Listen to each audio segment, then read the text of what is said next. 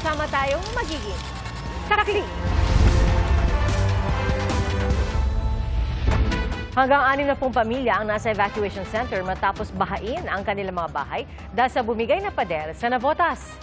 Saksi, si Joseph Moro.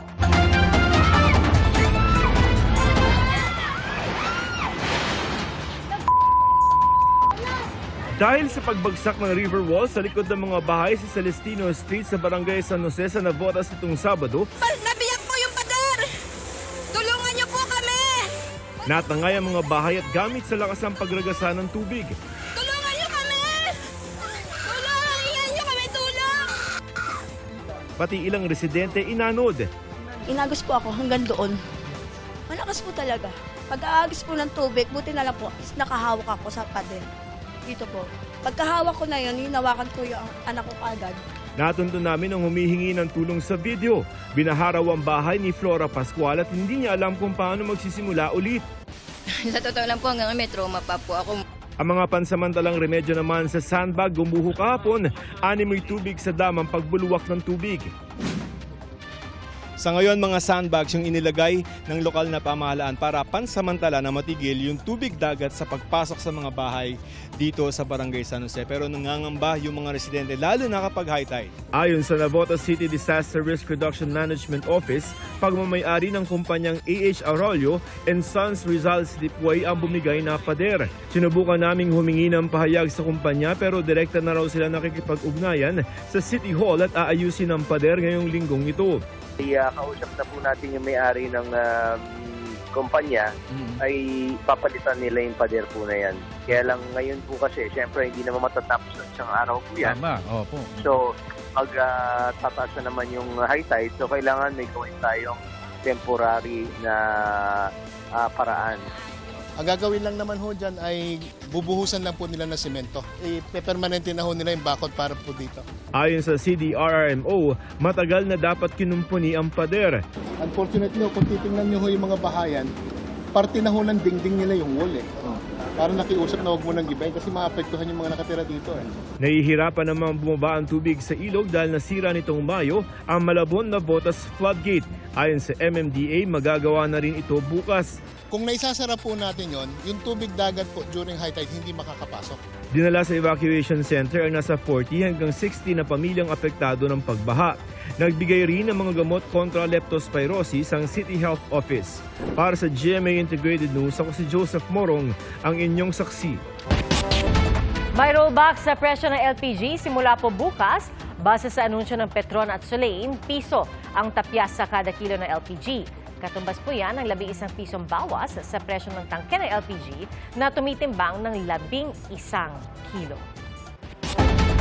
Posibleng masundan pa ang rollback sa presyo ng petrolyo ngayong kumakalma ang sitwasyon sa Middle East. Ayon po yan sa Department of Energy. Kung magkano ang posibleng bawas presyo sa pagsaksi ni Bernadette Reyes. Kung magtutuloy-tuloy ang ceasefire sa pagitan ng Israel at Iran, mataas ang tsansang tuloy-tuloy rin ang bawas presyo sa produktong petrolyo ayon sa Department of Energy. Ang inaasahan ng DOE, babalik ang presyo sa level nito noong June 6 to 9 bago tumindi ang tensyon sa pagitan ng Israel at Iran noong June 13. Noong panahong yon, nasa 45 pesos hanggang halos 68 pesos ang presyo ng gasolina. Nasa 44 pesos hanggang halos 61 pesos ang presyo ng diesel at higit 67 hanggang higit 82 pesos ang kada litro ng kerosene.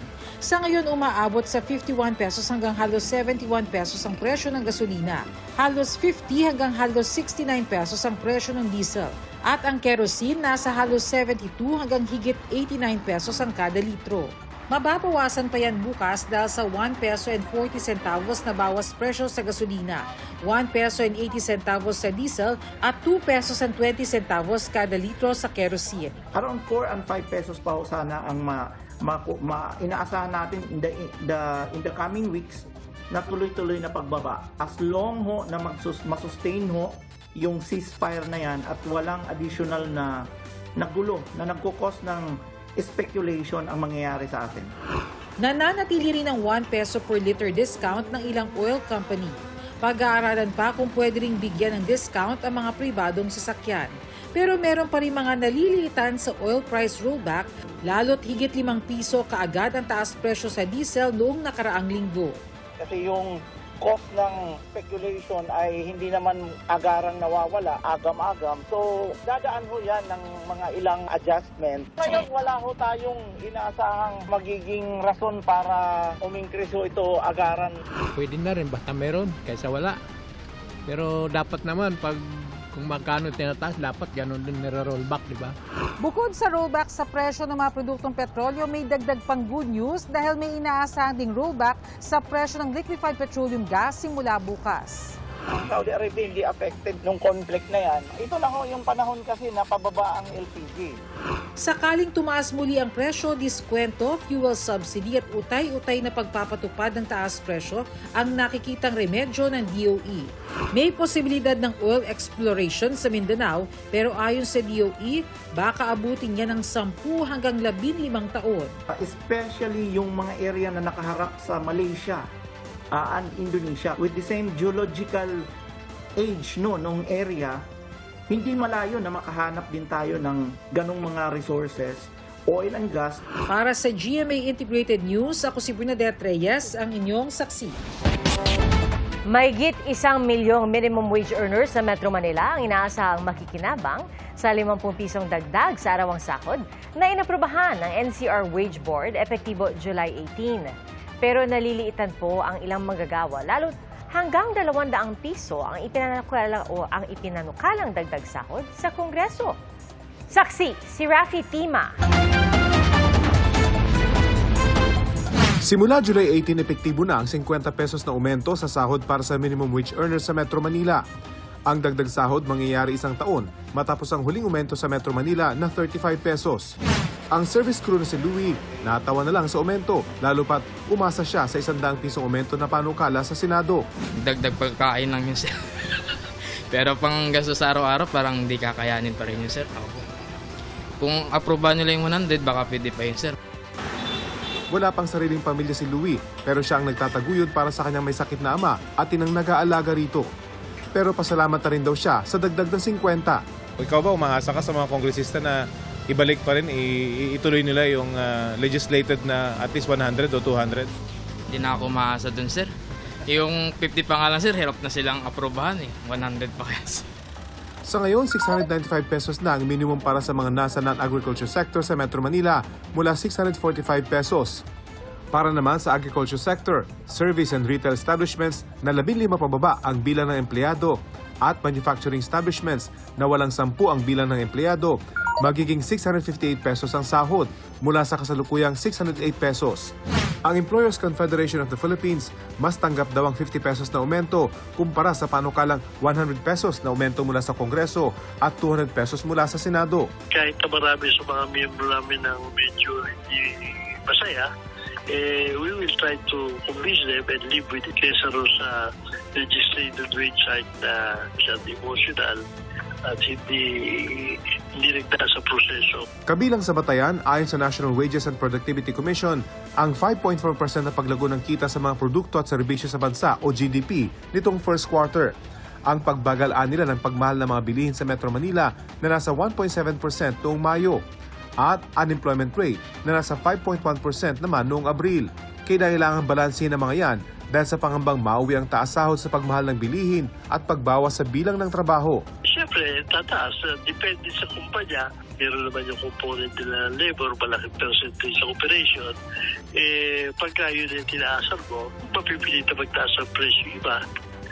Yung iba naman, mapipilit na magpawas ng tao kung hindi nila kaya. Pebrero noong nakarang taon, lumusot sa Senado ang panukalang 100 peso legislated wage hike. Ang bersyon ng Kamara naipasa noong June 4. Pero patapos na ang 19th Congress nang maipadala ito sa Senado. Bago matapos ng sesyon, hinikayat ng Senado ang Kamara na i-adapt na lang ang kanilang bersyon. Pero ang Kamara nanawagang i-convene ang Bicameral Conference Committee para pag-isahin ang magkaibang bersyon. Sa huli, natapos ang 19th Congress nang hindi na i-reconcile ng Kongreso ang panukala na dapat sa unang legislated wage hike sa loob ng halos 4 na dekada. Ngayong 20th Congress, sinimulan ng ihain ang mga panukalang aumento sa sahod. Gaya ng panukalang 1,200 pesos na living wage para sa pribadong sektor. Nais naman ng ilang kongresista na buwagin ang provincial wage system at magtakda ng iisang minimum wage sa buong bansa. Para sa GMA Integrated News, ako si Rafi Tima, ang inyong saksi.